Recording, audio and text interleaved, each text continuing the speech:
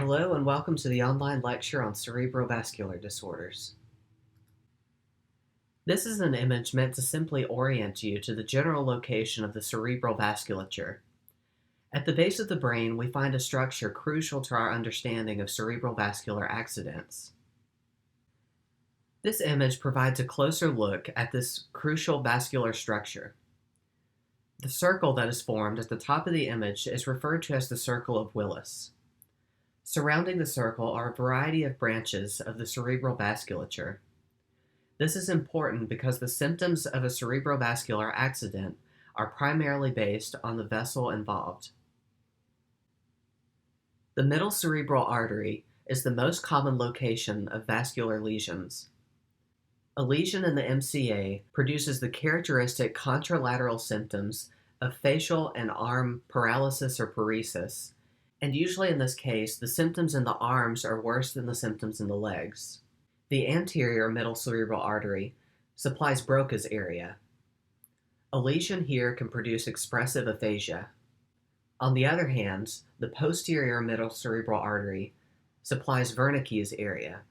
A lesion here can result in receptive aphasia. A lesion in the anterior cerebral artery results in contralateral symptoms, and usually the symptoms in the legs are worse than the arms.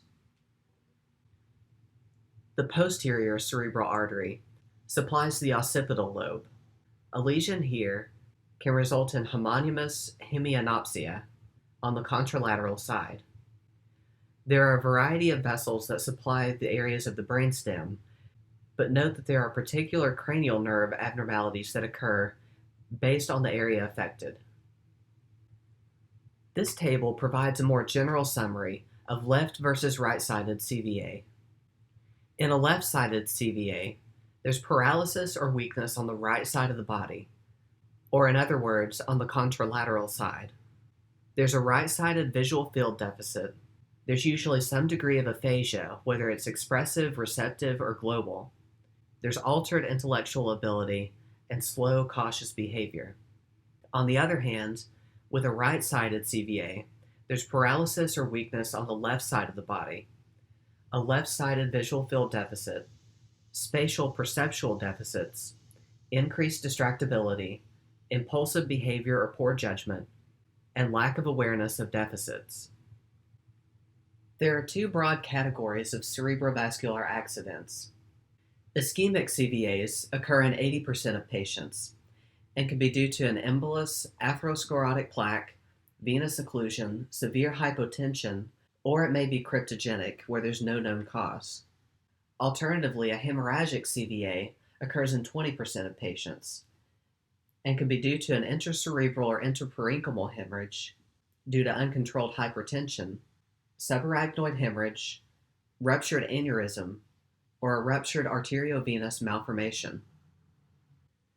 So let's take a look at the first steps we should take if a patient presents with one or a combination of the aforementioned symptoms. As always, the priority is airway, breathing, and circulation. There may be possible compromise or loss of the gag or cough reflex, which would result in a loss of airway function. There may be an altered respiratory pattern, or the Glasgow Coma Scale may be less than 8, in which instance you may intubate. You'll want to provide supplemental oxygen titrating to an oxygen saturation of greater than 94%, and collect vital signs looking for any hypertension or hypotension. A PT, INR, PTT, troponin, CBC, and BNP should be drawn, and we're particularly looking for anticoagulant use with the potential need for reversal. A urine drug screen or tox screen should be done if there's questionable amphetamine or cocaine use. Telemetry should be done for at least 24 hours to rule out atrial fibrillation. And finally, a CT of the head without contrast should be done within 25 minutes of triage and read within 45 minutes. This is done to rule out a hemorrhagic CVA, and this should be done prior to the treatment of an ischemic CVA. Another component of initial care is completion of an NIH stroke scale. The areas of the stroke scale are listed here for you, and if you practice in a hospital setting where you're likely to encounter patients experiencing strokes, There's additional education provided regarding how to implement this scale. In a hemorrhagic CVA, there's rupture of a vessel with an associated area of infarction. This produces pressure on a nearby cranial nerve or tissue. In addition to that, exposure to blood results in disruption in metabolism and vasospasm. The resulting increase in intracranial pressure results in a decrease in cerebral perfusion pressure. In the case of an intracerebral hemorrhage or intraparenchymal hemorrhage, there's a bleed into the brain tissue. This occurs most commonly in patients with uncontrolled hypertension or atherosclerosis. It may also be due to a tumor or medication such as anticoagulants, amphetamines, or cocaine. The CT of the head here that I've provided shows an intraparenchymal hemorrhage, denoted by the white discoloration here. In a subarachnoid hemorrhage, there's bleeding into the subarachnoid space due to intracranial aneurysm rupture, a rupture of a congenital arteriovenous malformation, trauma, or uncontrolled hypertension. These patients will most commonly complain of the worst headache of their life. This CT of the head that I provided for you shows the characteristic crab sign that indicates a subarachnoid hemorrhage. To clarify, an aneurysm is a dilation due to weakening of arterial walls. It may be associated with atherosclerosis, a congenital defect, hypertension, trauma, or aging. An arteriovenous malformation, on the other hand, is due to abnormal embryonic development, resulting in a tangle of arteries and veins.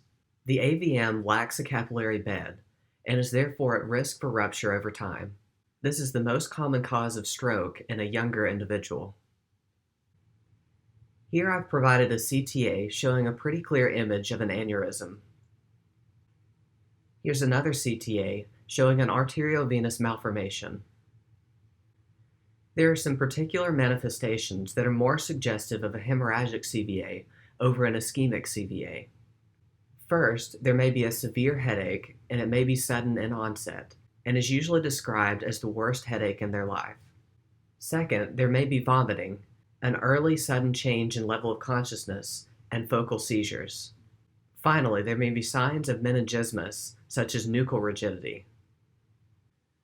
Let's discuss some of the complications of hemorrhagic CVAs and how to manage them.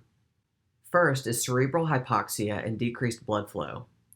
This can be managed by giving oxygen, titrating to an oxygen saturation of greater than 94%. Maintain a hemoglobin greater than 7 and hematocrit greater than 21. Hydrate with IV fluids. Avoid extreme hypertension or hypotension, and place the patient on seizure precautions. Vasospasm may occur 7 to 10 days after the hemorrhage. It's manifested by a worsening headache, a decrease in the level of consciousness, and new focal neurologic deficits. In this case, the team may want to clip the aneurysm or remove blood. Calcium channel blockers such as nimodipine may be used to decrease the vasospasm. For increased intracranial pressure, conduct a neurological assessment at least every 2 hours. The patient may need ventricular cath drainage. Mannitol may be administered, and in which case you'll want to monitor the intake and output, as well as place them on an electrolyte protocol. Elevate the head of bed to promote venous drainage. Sedation may be used. Control hyperventilation, and potentially administer hypertonic saline. For hypertension, the patient will need some form of antihypertensive therapy. Hemodynamic monitoring, and stool softeners may be required to decrease straining, which worsens hypertension. This image shows 2 procedures that may be used to manage aneurysms. With coiling, a catheter is fed up into the cerebral artery, and a very pliable wire is fed into the aneurysm, reinforcing the aneurysm walls. In clipping, the surgeon clips the ruptured aneurysm, preventing continued bleeding. In an ischemic CVA, blood flow is obstructed by either an atheroma, a thrombus, an embolus, or vasoconstriction, which can occur with amphetamine use or cocaine use. The ischemic cascade usually begins when cerebral blood flow is decreased to less than 25 milliliters per 100 grams of blood per minute. An important concept in stroke care is saving the penumbra. The penumbra is the region just outside the area of ischemia that hasn't yet began the ischemic cascade. The key to saving the penumbra is quick, efficient care. I provided 2 additional slides to remind you of the ischemic cascade. Essentially, when a patient lacks oxygen, they can't progress into the Krebs cycle and then ultimately oxidative phosphorylation, resulting in anaerobic metabolism. In the absence of oxygen, there's decreased ATP production, which results in sodium-potassium pump failure and metabolic acidosis. Sodium moves into the intracellular fluid and potassium moves to the extracellular fluid. There's then a shift in osmotic pressure and water moves into the cell. The consequence of this is mitochondrial and lysosome swelling and rupture, ultimately producing cellular edema and death. Some additional issues associated with ischemia of neurons is the inability to fuel depolarization and the release of calcium and glutamate, which alters cellular communication. There's a total loss of 1.9 million neurons each minute a stroke is not treated, and the ischemic brain ages 3.6 years each hour without treatment. At this point, provided hemorrhagic CVA is ruled out, thrombolytic therapy should be considered. Recombinant tissue plasminogen activase, or RTPA, should be administered within 3 to 4.5 hours from CVA onset. The door to needle time in the emergency department is usually within 60 minutes of arrival. Here I've listed the TPA eligibility criteria. I'll let you read through this, and I would encourage you to be familiar with these parameters. In terms of monitoring, the patient receiving TPA should be monitored in an ICU or stroke unit. Vital signs should be done every 15 minutes for 2 hours, every 30 minutes for 6 hours, then every hour until 24 hours post-treatment has passed. Neurocheck should be done every 15 minutes for 2 hours, then every 30 minutes for 6 hours, then every hour until 24 hours has passed. The blood pressure should be maintained less than 180 over 105, and this can be done by the use of labetalol, nicardipine, or nitroprusside. Additionally, hydralazine or Vasotec can be used as indicated. The most common side effects are bleeding and angioedema. And finally, the patient should not receive anticoagulants for 24 hours, and any unnecessary trauma such as NG tubes or Foley placement should be avoided.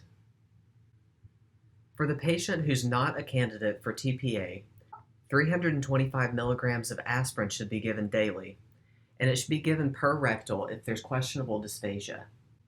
The aspirin should be given within 24 to 48 hours of the ischemic CVA. Additionally, anticoagulant therapy should be implemented. This can be done through subcutaneous heparin or enoxaparin. In this next series of slides, we will talk through some of the assessment and diagnostics that inform ischemic CVAs. First, an EKG should be done to rule out atrial fibrillation.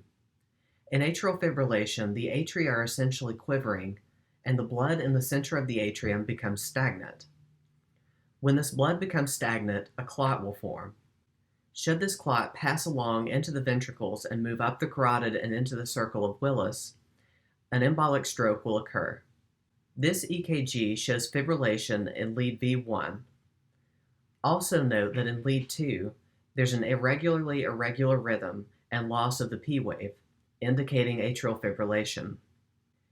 Atrial fibrillation should also be corrected, as it may decrease the blood pressure, resulting in a CVA due to hypotension. With the initial CT of the head without contrast, note that there's no change until about 24 hours. The CT on the left was performed at 4 hours, and the CT on the right was performed at 32 hours. This demonstrates the expansion of the hypodense areas over time. An echocardiogram is often considered in the diagnostic workup of the patient experiencing CVA symptoms in order to rule out endocarditis with associated vegetation. The vegetation on the valve in endocarditis may dislodge and travel to the circle of Willis. A carotid ultrasound is also considered to explore carotid stenosis. In this image, there's a change in flow pattern in the left internal carotid artery. There's a need for intervention if the stenosis is greater than 70%, and potentially if the stenosis is between 50 and 69%. One of those options for intervention is a carotid endarterectomy, where the surgeon goes into the carotid artery and removes the plaque. This is a better option for patients that are greater than 70 years old compared with carotid angioplasty and stent. Carotid angioplasty and stent placement is an alternative to carotid endarterectomy in the patient with average or low risk of complications. In this case, the surgeon feeds a catheter up into the carotid artery and expands a balloon, which pushes the plaque up against the wall and releases a stent to maintain patent blood flow. In practice, you'll hear the term lacunar infarct. This is an infarction of small penetrating branches feeding deeper brain structures. Lacunar infarcts usually result in isolated motor or sensory deficits. They ultimately create a characteristic cavity appearance. The MRI is the gold standard for ischemic cerebrovascular accidents as it shows earlier progression of the CVA. This MRI shows a left temporal infarct associated with the inferior middle cerebral artery. This is indicated by the white colored densities in this MRI image. If the patient's unable to undergo an MRI due to contraindications, then a CTA is done. This is a CTA of the same patient showing a left temporal lobe inferior MCA infarct. A lot of the management for an ischemic CVA is similar to that of a hemorrhagic CVA. However, I'll point out some key differences here. In an ischemic CVA, you want to allow for permissive hypertension. This allows for blood to flow around the area of occlusion in the circle of Willis. You only want to treat the blood pressure if it rises above 220 over 120. And in general, patients experiencing an ischemic CVA should resume or initiate antihypertensive therapy at 24 hours after the CVA onset. A hemicraniectomy is done if there's increased intracranial pressure from a very large CVA or malignant brain edema. And finally, the blood glucose should be treated if it's less than 60 or greater than 140, as this is associated with poor neurological outcomes. Physical therapy, occupational therapy, and case management consult should be considered if there's disability, for consideration of rehabilitation. If there's a risk for aspiration pneumonia, then a bedside swallow study should be done, and a speech therapist should be consulted before any oral intake. And in terms of nutrition, if the gut works, use it. An NG is always better than a PEG for at least 2 to 3 weeks. A transient ischemic attack, or TIA, is a mini-stroke. It often precedes about 15% of ischemic or hemorrhagic CVAs. It serves as a warning sign for an impending CVA. The symptoms in a TIA usually last less than 24 hours, and imaging reveals no evidence of ischemia. As with all conditions, if possible, focus on prevention and the reduction of modifiable risk factors. Here I've provided a list of many of the risk factors associated with CVAs.